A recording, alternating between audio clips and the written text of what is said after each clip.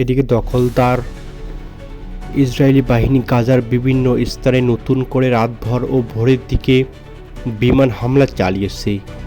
এতে অন্তত ২৭ ফিলিস্তিনিকে হত্যা করেছে ইসরায়েলি সন্ত্রাসী বাহিনী। এদিকে আল জাজিরার এক প্রতিবেদনে এ তথ্য জানানো হয়েছে। এতে বলা হয়, গাজার স্বাস্থ্য মন্ত্রণালয় জানিয়েছে গাজার উপর ইসরায়েলের অব্যাহত আগ্রাসনে এ পর্যন্ত ৪৮,৫২৭ জন ফিলিস্তিনি নিহত এবং ১,১২,০৪১ জন আহত হয়েছেন।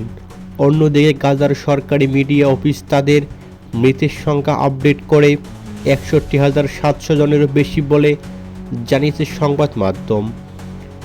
এদিকে ধ্বংসস্তূপের নিচে নিখোঁজ হাজার হাজার ফিলিস্তিনি মৃত বলে ধারণা করা হচ্ছে।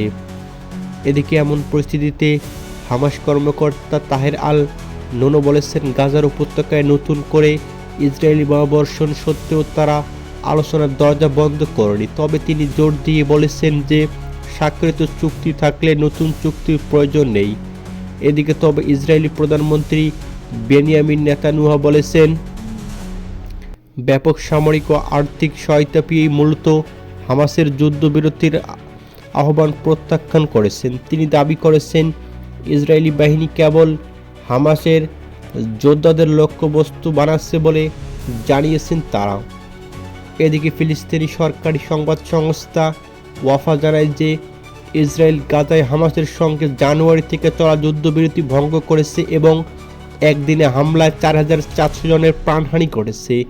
খান ইউনিস ও রাফায় শরণার্থীদের তাঁবুতে হামলা। ওয়াফা জানিয়ে দক্ষিণ গাজার খান ইউনিস শহরে পশ্চিম আল মাওয়াসি এলাকায় শরণার্থীদের একটি তাঁবুতে ইসরায়েলের ড্রোন হামলায় ২ ফিলিস্তিনি নিহত ও ৫ জন আহত হয়েছেন। এছাড়াও খান ইউনিসের পশ্চিম অংশের তৃতীয় একটি তাঁবুতে ইসরায়েলি হামলায় আরও অন্তত ৪ জন নিহত হয়েছেন।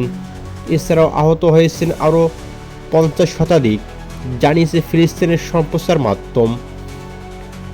এদিকে চতুর্থ আরেকটি তাঁবুতে হামলা চালিয়ে ৫ ফিলিস্তিনিকে হত্যা করেছে ইসরায়েলি সেনাবাহিনী, যেখানে আরও অনেকে আহত হয়েছেন।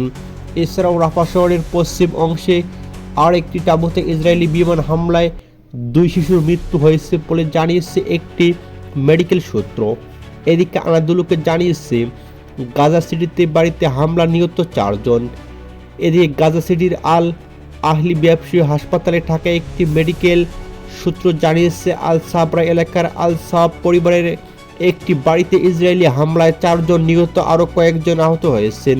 এই হামলাগুলো জানুয়ারিতে কাতার, মিশর ও যুক্তরাষ্ট্রের মধ্যস্থায় হওয়া অস্ত্রবিরতির সবচেয়ে বড় লঙ্ঘন হিসেবে দেখা হচ্ছে। হামলায় একদিনে ৪০০-র বেশি ফিলিস্তিনি নিহত হয়েছেন। এদিকে ২০২৩ সালের অক্টোবর থেকে ইসরায়েলি সামরিক অভিযান গাজায় এখন পর্যন্ত প্রায় ৬২,০০০ ফিলিস্তিনি নিহত হয়েছেন, যাদের বেশিরভাগই নারী ও শিশু। আহত হয়েছেন অন্তত আরও ১,১২,০০০-এর বেশি মানুষ। এদিকে ২০২৪ সালের নভেম্বর মাসে আন্তর্জাতিক আদালত আইসিসি ইসরায়েলি প্রধানমন্ত্রী বেনিয়ামিন নেতানিয়াহু ও তার সাবেক মন্ত্রী ইয়োভ গ্যালান্টের বিরুদ্ধে গাজায় যুদ্ধাপরাধ ও মানবতা বিরোধী অপরাধের অভিযোগে গ্রেপ্তারি পরোয়ানা জারি করে। এছাড়া ইসরায়েলের বিরুদ্ধে আন্তর্জাতিক ন্যায় বিচার আদালতে আইসিসি গণহত্যার দায় দিয়েছে বলে জানানো হয়েছে।